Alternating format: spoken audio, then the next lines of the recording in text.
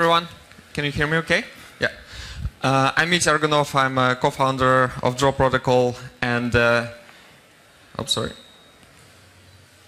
Doesn't change. Okay, that works. And today we're going to speak about how we unlock liquidity for the modular economy. At Drop, we believe that abundant liquidity is super important for the ecosystems to flourish. So we're going to explore three things. Can you go to the next slide?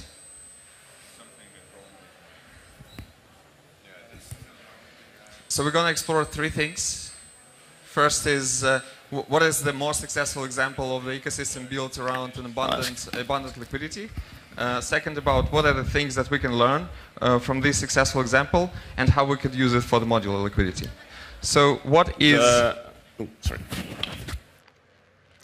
what is this most successful ecosystem?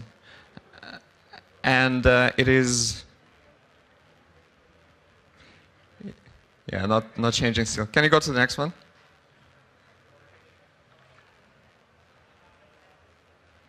What is the most most successful ecosystem built around abundant liquidity? That's Ethereum. And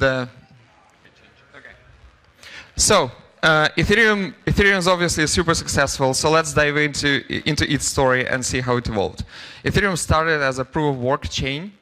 And then DeFi summer happened on Ethereum, and DeFi summer was the period when a huge lending borrowing market was created on Ethereum. That was before staking launch. And staking was launched with very significant UX difficulties. So you have to have 32 ETH to start staking. You have to spin off your own validators.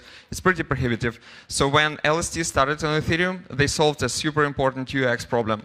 And that was a very important part of their success. But they also clicked into the pre-existing DeFi ecosystem that was like perfect fit for an LST.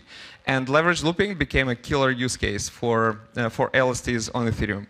That created a lot of growth around it, so people could get way more yield than they could get from native staking by default.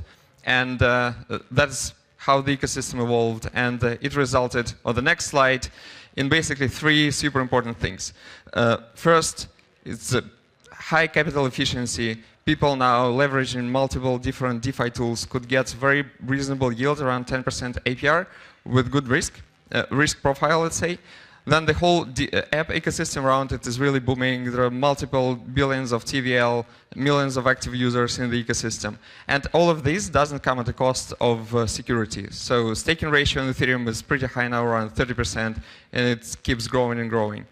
So all these factors are aligned about joint incentives. All the players in the ecosystem, validators, users, builders of the applications, are aligned around growing liquidity in the ecosystem, using ETH as a main asset, and basically building the success together. So what we can learn from the success on the next slide. What we can learn for the modular economy from Ethereum success. On the next slide, here's basically the answer. How we can replicate it, and how we can basically create a similar dynamics around TIA and using exactly the same tools as in ETH. And next slide. Basically, we don't. And we don't because all these factors of Ethereum success were, in fact, path dependent. So there was no DeFi summer on TIA. Staking is very simple in all the Cosmos SDK chains. And DeFi is pretty small compared to Ethereum. So we really need to go in a different way. Modular economy is unique. We need to create unique ways how to grow it, and start with the first principles on the next slide. So let's think first principles and analyze what are the desired outcomes that we need for Celestia. And as we saw in Ethereum, we need high capital efficiency, so high yield for tier holders. We need the validators whose incentives are aligned and high staking participation. And we need app builders that have easy access to liquidity. And let's look at the current state on the ecosystem on the next slide. And it's basically opposite to it, because 70% of TIA is currently locked in staking, and there is very little incentives for anyone staking TIA now to use it for other use cases because they're just not as appealing. And this is a problem because once this liquidity is locked, it's not used in the apps are starving, therefore the whole DeFi ecosystem is not as appealing as it could be, and therefore there's still no incentive for the users to unlock the liquidity. So how do we solve this incentives problem? Let's explore how we can do it on the next slide. So for the modular liquidity, let's think about incentives alignment on the next slide. There are three main categories of the participants in the ecosystems. There are tier holders, there are validators, and there are rollup builders and app builders. So let's, on the next slides, look at the tier holders first. So what do they need? They need basically high yield. And currently, the yield that they're getting from staking is kind of the optimal solution for them. So let's explore how we can get incentives around liquidity to get them even higher yield on the next slide.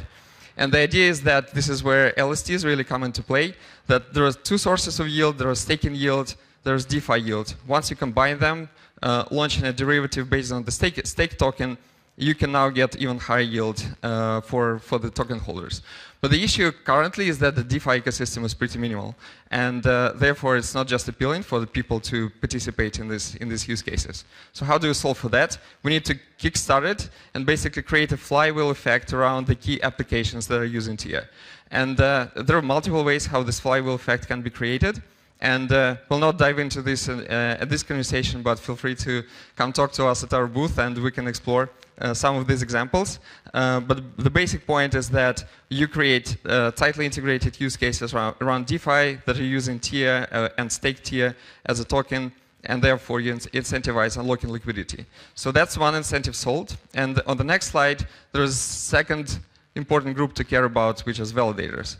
What validators need, they essentially need a growth opportunity. And validators make money when the whole ecosystem is successful. But the current situation is when 70% of TIA tokens are with the validators. They're kind of interested in, let's say, maintaining status quo. So let's explore how we can use liquidity to change these incentives so that validators can participate more in the ecosystem growth. So on the next slide, here is the solution for it. So imagine there is a situation where a validator can still maintain their relationships with their community, with their stakers, but make their staked asset liquid so that for the token holders, it's an opportunity to participate in the ecosystem growth.